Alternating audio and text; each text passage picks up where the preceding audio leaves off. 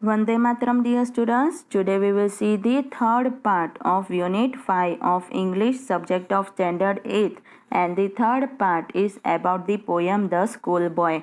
तो बच्चों अपने इस वीडियो में क्या देखेंगे, एक पोयम देखेंगे यूनिट 5 की, द स्कूल बॉय की. ओके, तो बच्चों the school boy in the poem is not a happy child. तो यानी क्या कह रहे हैं कि इस पोयम में जो स्कूल बॉय है, स्कूल में जाने वाला बच्चा है, वो कैसा है, तो वो खुश बच्चा नहीं है, उदास बच्चा है.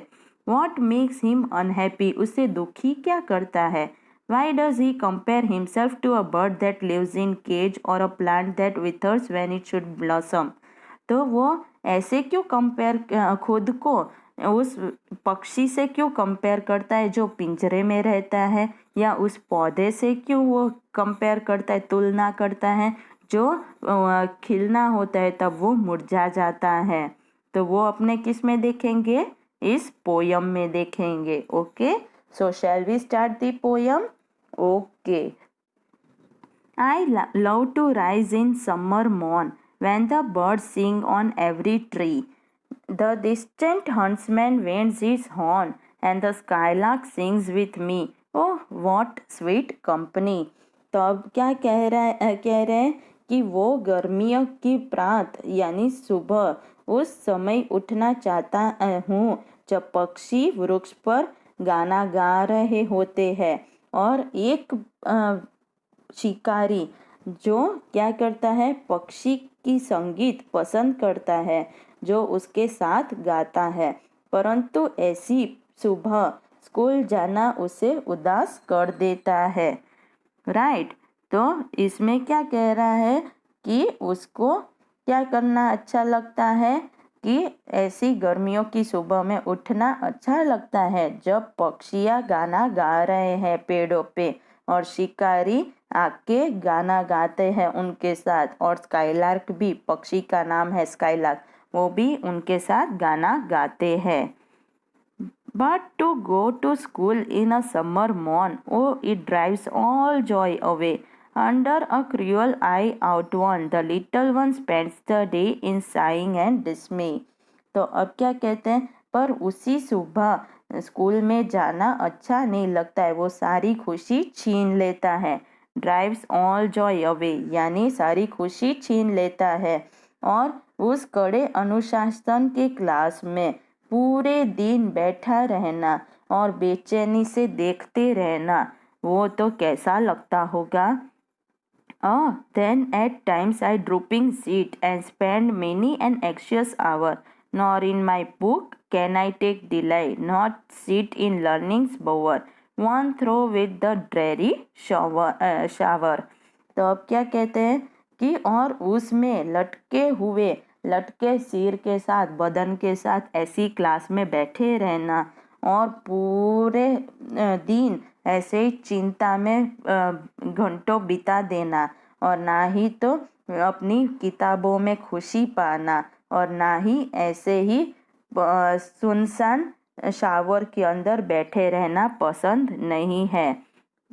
How can the bird that is born for joy sit in cage and sing? How can a child when fears annoy but droop his tender wing and forget his youthful spring? तो कैसे वो पक्षी जो खुशी के लिए जन्मा है वो पिंजरे में कैद होके बैठा रहे और गाए, और कैसे वो बच्चा जो परेशान डर के कारण परेशान हो जाए और अपनी कोमल पंख को लटका के पूरा उसका बचपन वसंत में जो गुजरना चाहिए वो भूल जाए. O father and mother. तो अब क्या कह रहे हैं कि O father and mother, if birds are nipped and blossoms blown away, and if the tender plants are stripped of their joy in the springing day by sorrow and care's dismay. तो अब क्या कह रहे हैं कि अरे माता और पिता, वो कलियां जो जिसका अंत करना है और जब उसको खिलना है वो उड़ जाते हैं और जो कोमल कोमल पौधे हैं जिनको छीन लिया जाता है उनकी खुशियों से स्प्रिंगिंग डे में यानी वसंत की ऋतु में उनकी खुशी छीन लेते हैं। कैसे? तो कि उसके कोमल पौधे के को छीन लेते हैं। तो कैसे? By sorrow and cares dismay यानी शोक और चिंता और बेचैनी के कारण उनकी खुशी छीन लेते हैं। How shell the summer arise in joy और द समर फ्रूट्स अपीयर। तो कैसे फिर उस ऐसे में समर यानी गर्मियों के दिन इसमें कैसे खुशी से आ सकते हैं या फिर इसमें फल आ सकते हैं। ओके बच्चों, तो पोयम समझ में आ गए। इस पोयम के पोएट का नाम क्या है? William Blake. तो ये अपने को इस पोयम के थ्रू क्या कहना चाहता है कि एक उदास लड़का है जिसका वो कहता है स्वयं कवि को कहता है कि कैसे उसको वो उदास है, क्यों उदास है, उससे क्या हुआ है और क्या उसे प्रसन्न कर सकता है, क्या नहीं कर सकता है खुश। तो उसके बारे में टुक में कह रहा है। ओके, तो अब अपने क्या देखेंगे? अपने इस पोयम के कुछ क्वेश्चन एंड आंसर्स देखेंगे। ओके, पहला question, find 3 or 4 words or phrases in stanza first that reflect the child's happiness and joy। तो आपको क्या करना है? पहले स्टैंजा में से 3 या 4 वर्ड्स या फ्रेजेस ढूंढने हैं जो बच्चे की खुशी को जाहिर करते हैं, दिखाते हैं। तो answer, the phrases that reflect the child's joy and happiness are love to rise in summer morn, birds sing on every tree, the skylark sings with me and sweet company. तो कौन से वर्ड या phrases है जो बच्चे की खुशी दिखाते हैं? तो कि गर्मी के में सुबह वो खुशी से राइज करना, उसको उठना पसंद है और सारे बर्ड्स सिंग करते हैं, ट्री पे गाना गाते हैं और स्काईलार्क उसके साथ, किसके साथ? तो बच्चे के साथ गाना गाता है और उसकी कंपनी उसको मीठी लगती है, अच्छी। In stanza 2 the mood changes, which word or phrases reflect the change mood। तब दूसरे स्टेंजा में मूड चेंज हो जाता है, तो कौन सा वर्ड या फ्रेज है जो दिखाता है कि उसका मूड चेंज हो गया है? Answer, the phrases that reflect the changed mood are it drives all joy away and spend the day in sighing and dismay. तो अब क्या कहते हैं कि वो फ्रेज जो दिखाता है कि मूड चेंज हो गया है वो क्या है कि सारी खुशी चली गई है और स्पेंडिंग द डे, पूरा दिन क्या कैसे करना है? बेचैनी में और देखते हुए ही गुजारना है। अब तीसरा, a cruel eye out one stanza 2 refers to, यानी कि a cruel eye one stanza 2 में है वो क्या उसका क्या मतलब है? पहला, the classroom which is shabby और नॉइजी, यानी क्लासरूम में बहुत ही आवाज़ है। दूसरा, the lessons which are difficult या अनइंटरेस्टिंग, लेसन कैसे है?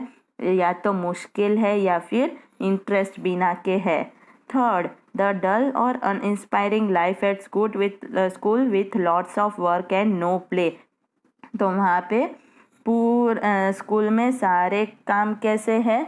बहुत सारे काम है और खेलना है ही नहीं, और डल और अनइंस्पायरिंग लाइफ है। तो mark the answer that you consider right. तो आपको कौन सा आंसर सही लगता है? तो थर्ड वन, द डल और uninspiring life at school with lots of work and no play, यानी खेलना नहीं, सिर्फ काम करना। Fourth one, not sit in learning's bower, worn through with the dreary shower. Which of the following is a close paraphrase of the line above? तो अभी ये जो 2 लाइन है उसमें नीचे में से कौन सा बहुत उसके करीब है? तो पहला क्या है option? Nor can I sit in roofless classroom when it is raining. तो मैं जब बारिश हो रही होती है तो ऐसे क्लासरूम में बैठ ही नहीं सकता जहाँ पे छत ना हो। Nor can I learn anything at school though teachers go on lecturing and explaining। तो मैं वहाँ पे कुछ पढ़ ही नहीं सकता हूँ, सीख ही नहीं सकता हूँ, भले वहाँ पे टीचर्स सिखाते जा रहे हो, समझाते जा रहे हो। Nor can I sit in the school garden for fear of getting wet in the rain। तो मैं उस स्कूल गार्डन में बैठ ही नहीं सकता जिसमें मुझे डर लगता हो कि मैं बारिश में भीग जाऊंगा। तो कौन सा आंसर सही है? Second word. Nor can I learn anything at school though teachers go on lecturing and explaining. Okay, तो बच्चों आपको अब इस पोयम की क्वेश्चन आंसर्स और नए और डिफ़िकल्ट वर्ड समझ में आ गए। ओके, आप सबको क्या करना है? तो पोयम को रिसाइट करना है, नए डिफ़िकल्ट वर्ड्स को समझना है, एक्स्ट्रा रफ नोटबुक में लिखना है और क्वेश्चन आंसर्स को लर्न करके एक्स्ट्रा रफ नोटबुक में लिखना है। ओके, वंदे मातरम।